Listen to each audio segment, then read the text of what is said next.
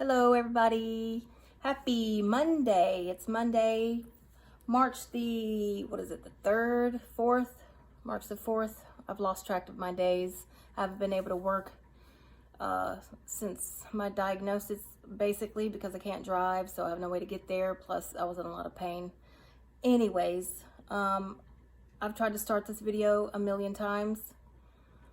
I have no idea where to start. I just wanted to sit down, I guess, and go through how I got to this point, dealing with stage 4 ovarian cancer.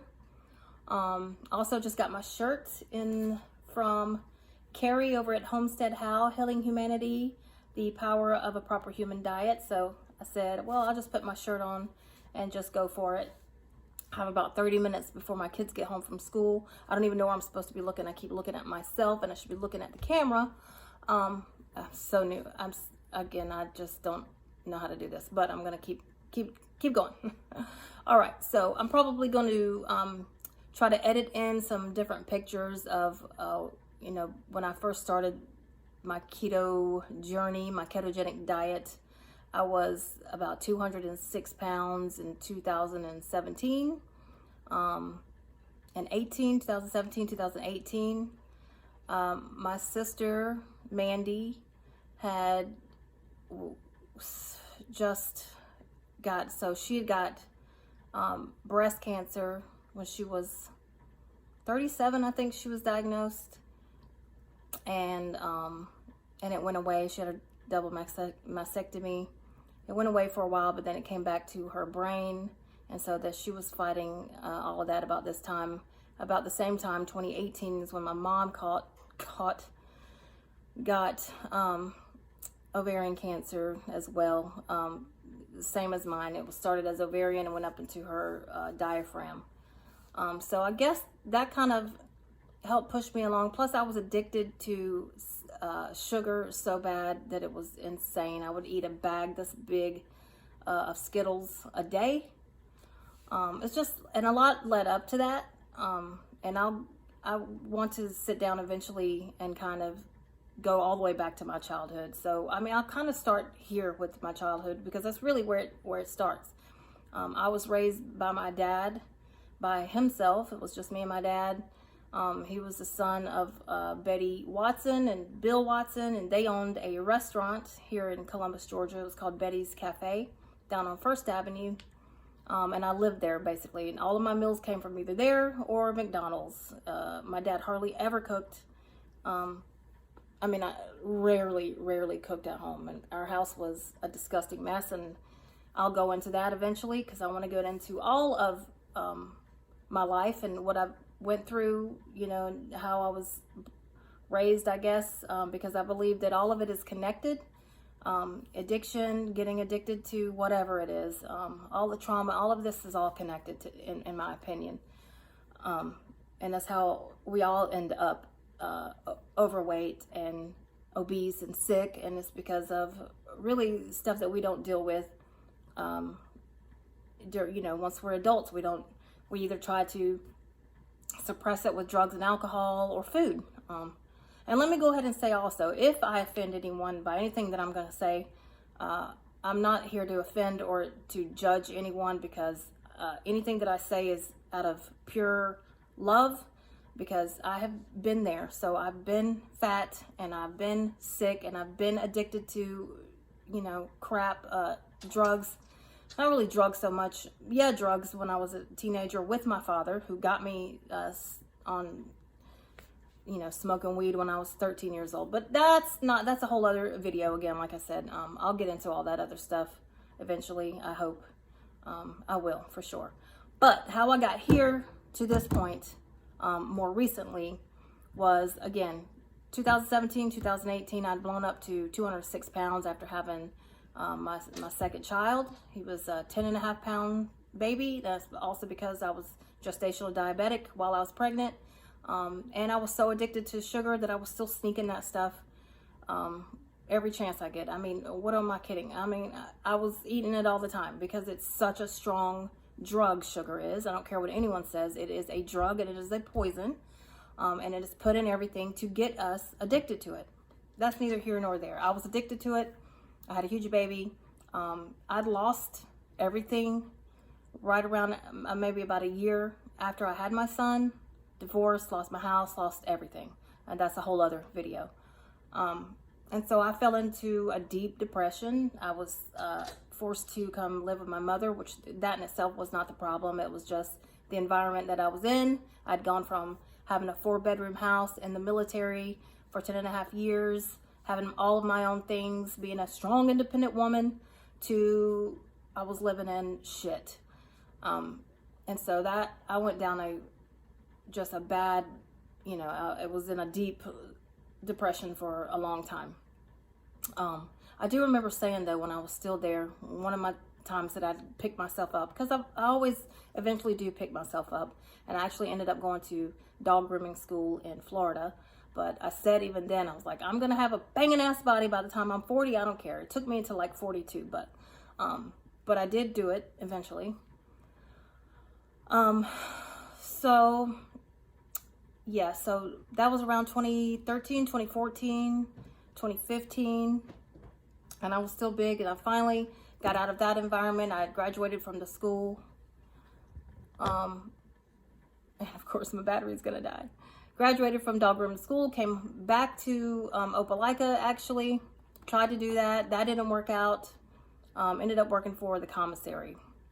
Anyways, again, 2017, 2018, I was still, I'd blown up to 206 pounds. And with my mom getting sick and my sister eventually passing away, it just hit me hard. And I've already lost, I wasn't married. We were married at the time. We were separated. But my first husband, I'd met him when I was 17. We were together 12 years. He was like the love of my life. He passed away at the age of 37 from complications from type 1 diabetes. He had had a stroke in his brainstem and was in a coma for 5 days, and he didn't make it. So I lost him. My dad died at 61. He was actually, he tried to live with me. He ended up being put in a hospice in Dublin, Georgia. He passed away at the age of 61, which is way too young in my opinion.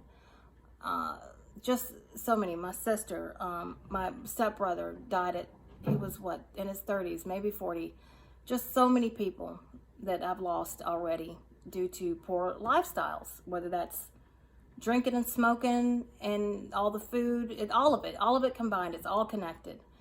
So I just had enough, and I was tired of being addicted to sugar and having food run my life, because it's all I ever thought about was what I was going to eat next, or what, and that's just the dopamine. That's the dopamine hit, right? So, just looking for that hit of dopamine, really, whether that was alcohol on the weekends or food every other second of my life. So I decided, I don't know how I'd heard about it. Actually, I do. I was going to another school for to be a medical assistant, and I'd heard and seen this girl, I forgot her name now, but talking about keto. She was very fit. She was very little, but she was very fit. And I remember hearing her talk about keto, but I still didn't look into it fully at that time.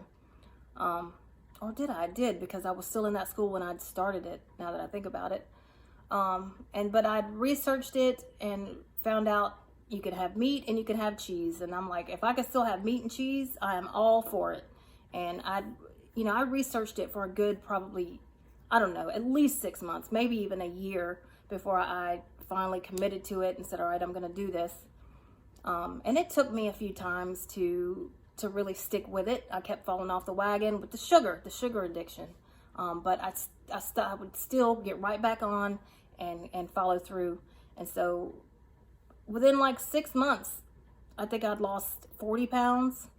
And I lost weight so fast that people thought I was like literally on drugs. Like I would see people and they're like, are you okay?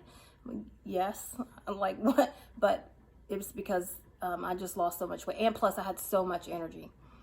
So I did keto for 18, 19, and 2020. Ended up moving back to Phoenix City, into an apartment.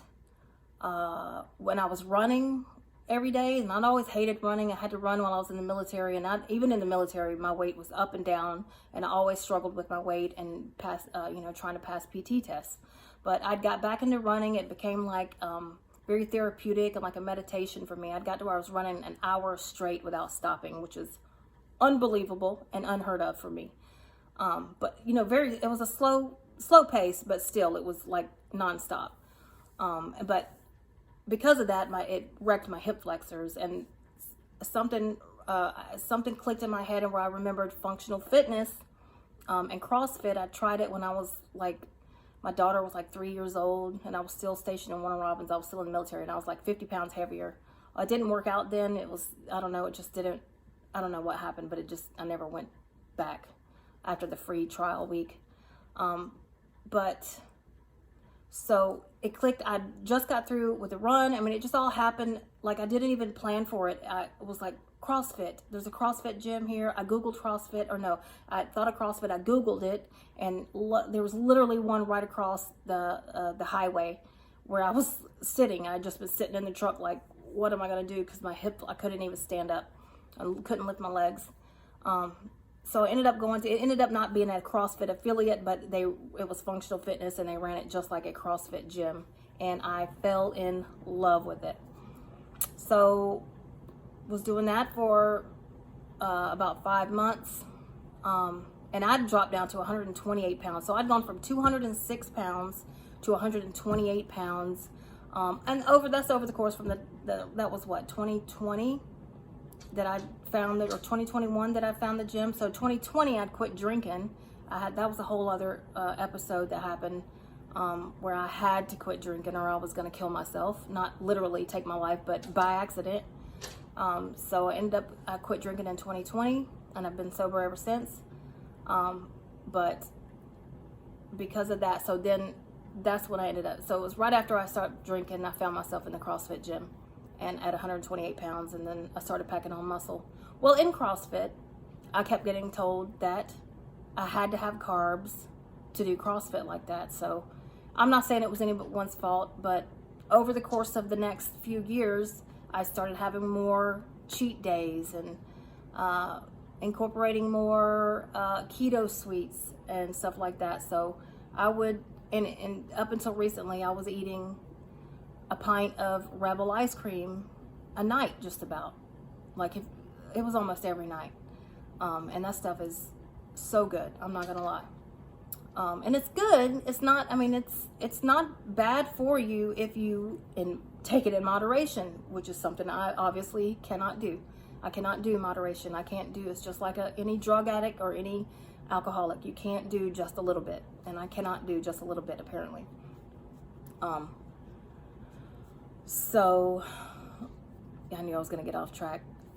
I just start rambling because I just don't even know. There's just so much that has happened over these last few years. So how I think that I actually got here with the cancer, obviously, if my mother and my sister both my sister with breast cancer, my mom with ovarian cancer, we probably have that gene. I never did go get tested, have the BRCA test, because number one, it was not something at the time that my insurance paid for, and then I just couldn't afford to do it. I mean, I'm a single mom trying to raise my kids, and I just didn't have the money to get the test. I mean, wish I could have. Maybe I could have avoided all of this, but either way, I think having that gene, but I don't think it's just that, because especially now listening to Dr. Seyfried, he says that it's not a gene thing, it's a metabolic disease, and I 1000% agree with him that even if I had the gene, had I been eating correctly, eating carnivore, I probably would have never got ovarian cancer.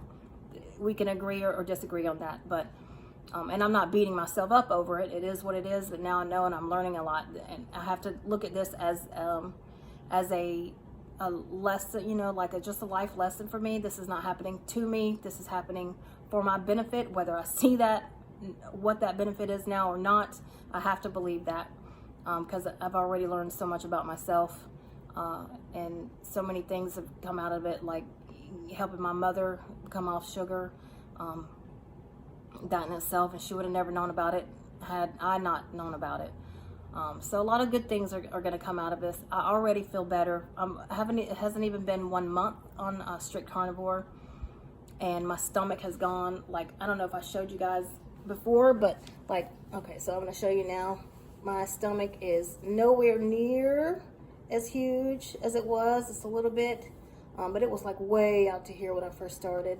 And like I said, I used to have abs somewhere in there. I had them, and now my stomach feels so much better. I feel like I actually got to work out yesterday. Maybe I will kind of incorporate those videos in with this video instead of making a lot of them. I'm trying to do, like, I've already got 2 or 3 videos that I haven't put out yet because I'm just, again, so bad at this. But I'm really trying because I really want to be there for anyone else who's going to go through that, who is going through this, whether it be cancer or just carnivore, or whether it just be trying to get recover from a lifetime of trauma. I think it's taken me 42 years is when I finally snapped out of it, to really recover from my childhood. And before I even get into any of that stuff, let me just say that I don't blame my parents. My parents had it horrible. You know, my dad is gone now. Matter of fact, everyone that raised me when I was growing up, so my dad, my one uncle, my grandmother, and my grandpa, they're all deceased. They've all passed away. So I don't have any of that family that raised me left. My dad must have had it really bad because he had some issues, and I'll go into that maybe one day. See, I'm off track again.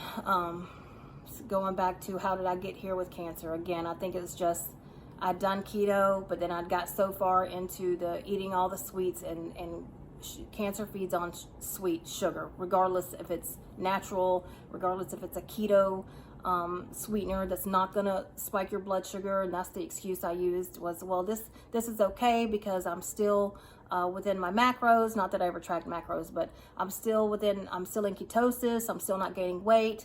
You know, blah blah blah.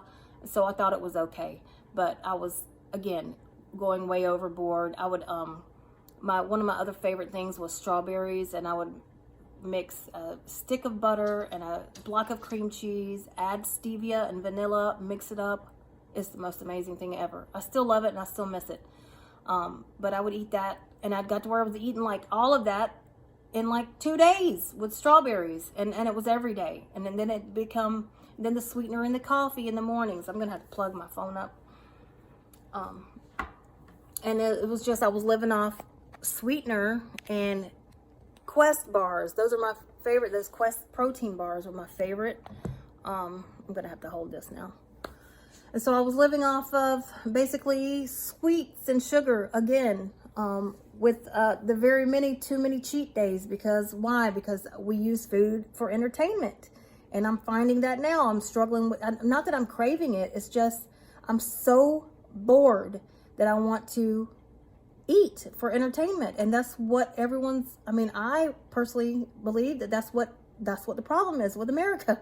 Is like we use food for entertainment, and I'm not judging any. I obviously I know because I've been there, and it's like it's hard. It's hard when that's what we all get around, get together to do is to eat and drink, and there's nothing else to do. But I'm overcoming that. Like it's like it's either, a little bit of a dopamine hit or my life. And right now I'm fighting for my life. So it doesn't bother me that I can't eat all the junk or whatever. And it doesn't bother me that I probably will never be able to do that again. I'll go back to some ketovore type stuff maybe, and that just means cause I love chili. I want to eat some tomatoes eventually. Because I love chili. Keto chili, it's got bacon in it. It's amazing. Stuff like that. I love broccoli, chicken, cheese soup. It's amazing. I don't want to go through life not being able to have that again. But, I feel like if I can do moderation, and it's not sugar, it's still, it's still ketovore, and I'll still be in ketosis. But see, here I am. I feel like I'm already making excuses of why I need to go back to, eating the crap that I shouldn't be eating. But I'm still it's still a work in progress. So, I don't know what else to say. 20 minutes. I can't believe I talked this long. I'm loving my sweatshirt. Let's see. We'll talk about, what did I have today? I just had a whole, I made a little video of that too. I'll try to, I'm going to have my 12-year-old son, who's so much better at this than me, help me edit this video and I will put a picture of what I looked like before when I was 206 pounds. Matter of fact, I think that is the picture that I saw that said, okay, I've got to do something. Like, who is that? And matter of fact, also, it was me and my mother and my sister Mandy that passed away and my kids, and we were all at Red Lobster. That's where that picture is from. And it's just crazy. But, and then a video of me working out yesterday. I got to go to the gym. My mom took me to the gym and I got to see my peeps. And it did my soul so good. I feel so much better. I got to work out. I was actually able to do wall walks, and I didn't think I was going to be able to do one, and I ended up being able to do like 12 of them. The lunges, though, that's what got me. My lower half, I've lost all of my muscle. I was 146 pounds. Even just like a week ago, I was 146 pounds. And within a week, I lost 10 pounds. But I think a lot of it had to do with some stuff going on in here that we won't get into that. But I take so much pain medication right now that I have to really keep, like, I know this is too much information, but I mean, I might as well be transparent, but I have to take stool softeners and laxatives so that I don't get backed up, because I'm taking morphine every 12 hours. And then I have to like 4 to 6 hours, I have to take something called Dilaudid. They're both narcotics, and they will really mess your insides up. And I hate that I'm having to take all this pain medicine, but it's what's keeping me sane and keeping me, keeping the pain away. Because for that first 3 weeks, I was like, that's when the fear would set in too, was when I started having all this pain. The fear of, oh my God, it's stage 4. Oh my God, I have cancer. I don't want to leave my kids behind. All of that fear starts to set in when you start to get in that much pain. Now I'm feeling pretty freaking amazing right now. With the 1 chemo session down, I didn't want to have to do chemo. I know I said that in my first video, but I think that's the best option for me right now, along with the carnivore. I don't think the chemo would have gone nearly as well as it's going so far without me being strict carnivore. We'll see if I lose my hair. I'm going to keep thinking positive, and I'm going to say that carnivore is going to make it to where I don't lose my hair. We'll see. And if I do, I just do. I said I'm going to buy some pretty head wraps and put a little, tie it right here and get me some big hoop earrings. I don't know. We'll see. I don't care. I do care, but I mean, really, it's my life we're talking about. I don't care that much what I look like. I just want to survive this, and I will. I've survived a freaking lot already. I'm surprised I even made it this far in life, if you only knew. And we'll get into that sometime.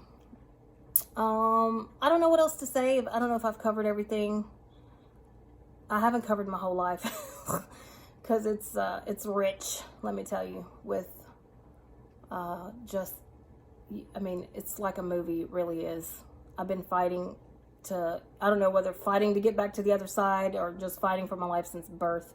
I guess I could go into that. I was born with my colon closed. There's a medical name for that. I don't know what it is, but basically it didn't develop all the way. So for the first 4 days of my life, I couldn't take a poo. And so they had to do an emergency surgery. So I have scars from that. I have God knows what from that. So, and my son's home knocking on the door. I guess I locked him out. So, but we'll get into all that. And thank you for listening to me ramble. I'll be back again. Thanks. Bye-bye.